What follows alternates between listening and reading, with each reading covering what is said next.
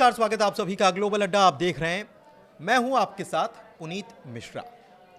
दरअसल हो क्या रहा है कि ईरान में बहुत कुछ हो रहा है, प्रदर्शन हो रहा है। खामनेई साहब भी नमूदार हुए कल। जुमे की नमाज जो होती है उसके बाद उन्होंने ईरान के लोगों को, अपने मुल्क के लोगों को संदेश दिया, बताया कि कैसे मुल्क की तरक्की हो सकती है, बताया कि अभी जो मुल्क में चल रहा है वो कितना ख़तरनाक हो सकता है, और ये भी बताया कि जो लोग इसके पीछे हैं वो एक आतंकवादी से कम नहीं है। और ये सब इसलिए हो रहा है क्योंकि ईरान में प्रदर्शन हो रहे हैं बड़े पैमाने पर, लोग सड़कों पर उतर आए हैं, लोगों की मौत हो रही है।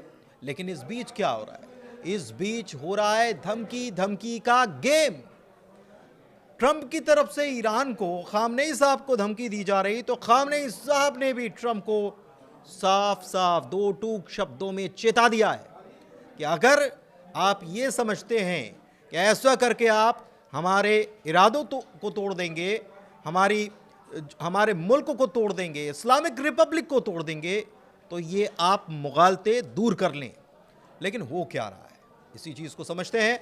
मेरे सहयोगी आनंद मेरे साथ मौजूद हैं, सीधे उनके पास चलते हैं और उनसे समझते हैं अपडेट क्या निकल कर आ रहे हैं। आनंद। बिल्कुल, देखिए कल क्या था कि जुम्मे की नमाज पर एक सरकारी टीवी प्रसारण पर उन्होंने भाषण दिया है खामनेई साहब ने ये कहा है कि जो प्रदर्शनकारी है ना, उनको खास करके संदेश दिया है। जो व्यापारी हैं, 17 विश्वविद्यालयों के जो छात्र जुड़े हुए हैं इस प्रदर्शन में उन्होंने उनको एक नारा दिया है। नारा ये है कि डेथ टू अमेरिका का नारा लगाएं। वो चाहते हैं कि जो प्रदर्शन कर रहे हैं ना, वो अमेरिका के विरोध में नारा लगाएं, ना कि ईरान के विरोध में। क्योंकि उन्होंने बताया कि किस तरीके से 1979 में अमेरिका से छुटकारा मिला था, और अमेरिका जो है कि खून की बलि देकर, मतलब एक तरीके से खून बहा करके उन्होंने एक अपना गणराज्य बनाया था, इस्लामिक देश बनाया था। लेकिन अब उसको बचाने के लिए वो फिर से एक नारा दे रहे हैं और बोल रहे हैं कि डेथ टू अमेरिका का नारा लगाइए आप। और खास करके ट्रंप को भी एक धमकी भरा लहजा, एक तीखे मतलब बयान बोल सकते हैं कि वो तीखा उन्होंने बयान दिया है।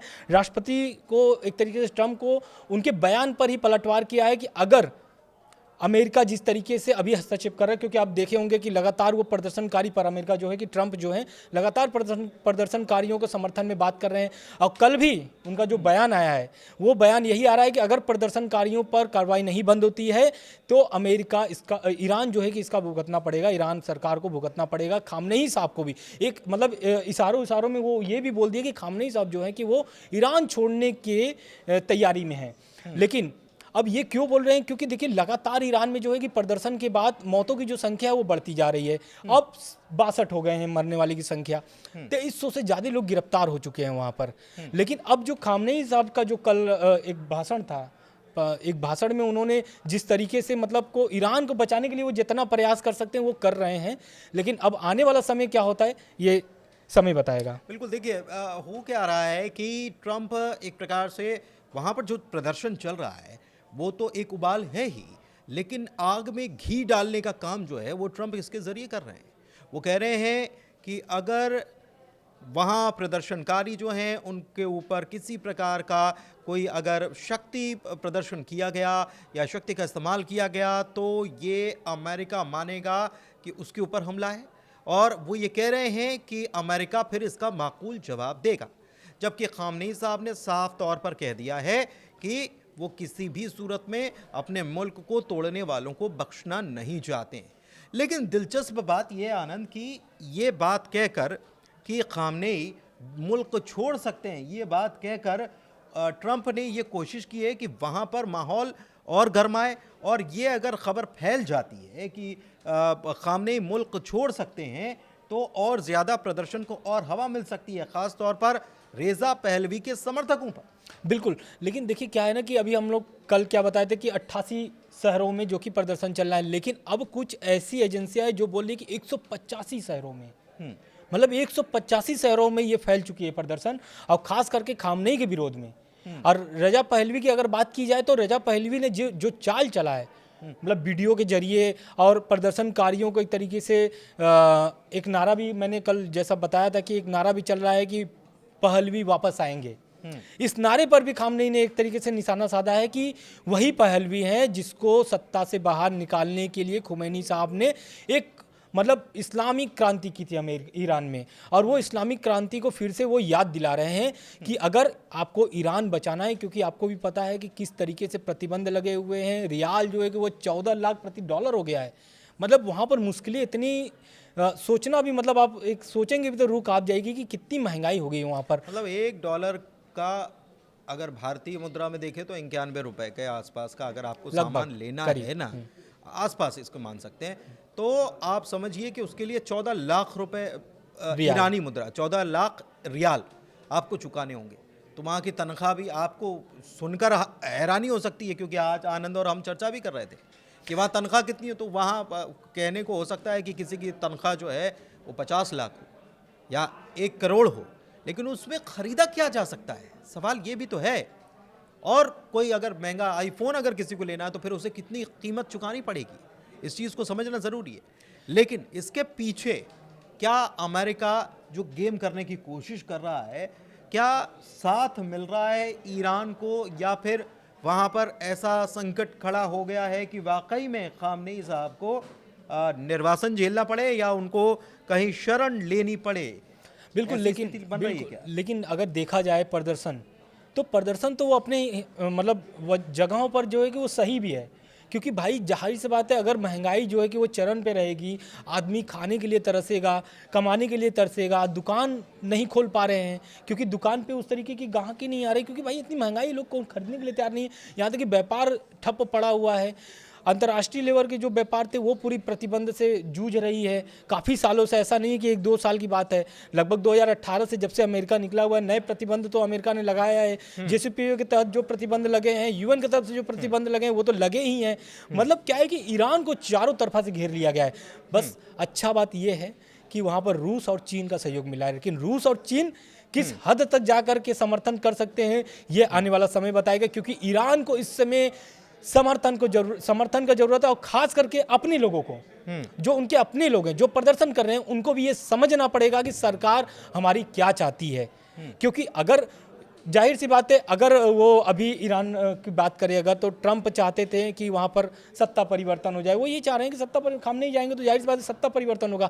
सत्ता परिवर्तन होगा तो क्या मामला जो इस तरीके की चल रही है ये सुधर जाएंगी, तो ऐसा तो नज़र नहीं आ रहा है। सवाल सबसे बड़ी बात यह है कि सत्ता परिवर्तन करके क्या ईरान की स्थिति को तुरंत सुधार लिया जाएगा? दरअसल क्या हो रहा है कि स्नैपबैक मैकेनिज्म जो लगे हुए हैं या ईरान के जो ऊपर जो प्रतिबंध लगे हुए हैं उनका असर ये नज़र आ रहा है, और ये प्रतिबंध क्या तुरंत हटा लिए जाएंगे? क्योंकि परेशानी कहीं ना कहीं खड़ी तो हो रही है ईरान के सामने, लेकिन इसके पीछे गेम जो है वो प्रतिबंधों का है। प्रतिबंध की वजह से ईरान अपने हिसाब से जो बिजनेस है वो नहीं कर पा रहा है। बिजनेस नहीं कर पाने की वजह से वहाँ की स्थिति लगातार बिगड़ती चली जा रही है, और सत्ता परिवर्तन होने से क्या ये स्थिति में अचानक से सुधार देखने को मिल सकता है? सवाल सबसे बड़ा ये है। लेकिन इसके बीच जो मुस्लिम मुल्क हैं उनकी खामोशी सबसे बड़ा सवाल खड़े कर रही है कि आखिर जो ईरान के साथ होने की बात कहते थे अब वो खामोश क्यों हैं। हालांकि भारत इस पर पैनी नज़र बनाए हुए है, और भारत कूटनीतिक तरीके से ही हर समाधान की बात कहता है, और भारत की तरफ से ये कहा भी जा रहा है, ईरान को भी कहा जा रहा है कि आप अपने लोगों से बातचीत कीजिए और उसका हल निकालिए, ताकि हिंसा में जो लोगों की जान जा रही है कम से कम उसे बचाया जा सके और ईरान वापस अपने रास्ते पर चल सके। बिल्कुल, लेकिन एक खबर और आ रही है। खबर एक ये भी है कि जो वहाँ के विदेश मंत्री है ईरान के, वो अब्बास अराक्ची, वो भारत के दौरे पे आने वाले हैं। अच्छा, क्यों दौरे पे आने वाले हैं? उनको तो पाकिस्तान भी मतलब जा सकते थे और मुस्लिम कंट्री में भी जा सकते थे, भारत क्यों आ रहे हैं? क्योंकि उनको भारत से जो है कि अब वो आस जगा रहे हैं कि भारत कुछ सहयोग कर सकता है। अब्बास अराक्ची के आने की खबर सामने आ रही है कि भारत दौरे पर अब्बास अराक्ची इस बीच आ सकते हैं। कब आएंगे अभी डेट क्लियर नहीं हुआ, लेकिन अब्बास अराक्ची आ रहे हैं। लेकिन अब मानना ये होगा कि मुस्लिम जो कंट्री है वो इस पर क्या कर रही है। क्या अब्बास अराक्ची भारत से क्या पाकिस्तान जाएंगे? क्या और मुस्लिम कंट्री में जाकर के समर्थन जुटाने में प्रयास कर सकते हैं? कहीं ना कहीं अभी ईरान को समर्थन जुटाने की प्रयास में लगा हुआ, और समर्थन वो चाहता है कि बाकी सारों देश से मिल जाए, लेकिन ट्रंप की जो रवैया है उससे बचने के लिए सभी देश जो है कि अभी खामोश नजर आ रहे हैं। ठीक है अभी, लेकिन सबसे बड़ी बात ये है कि आनंद जो बता रहे हैं, मुझे ऐसा लगता है, ये मेरा मानना है कि अब्बास अराक्ची भारत आ रहे हैं, शायद संबंधों की दुहाई दें, शायद ब्रिक्स का हवाला दें कि ब्रिक्स के आप भी सदस्य हैं, हम भी सदस्य हैं।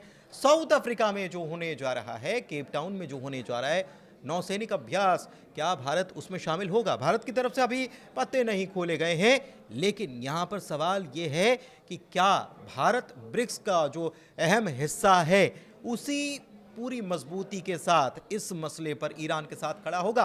क्योंकि ईरान के साथ खड़ा होने का मतलब साफ है, अमेरिका आपके ऊपर आंखें तरेरेगा। भारत क्या इसके लिए तैयार है? ये आने वाला वक्त बताएगा। फिलहाल इस चर्चा को यहीं समाप्त करते हैं। आनंद और मुझे दीजिए इजाजत। धन्यवाद। धन्यवाद।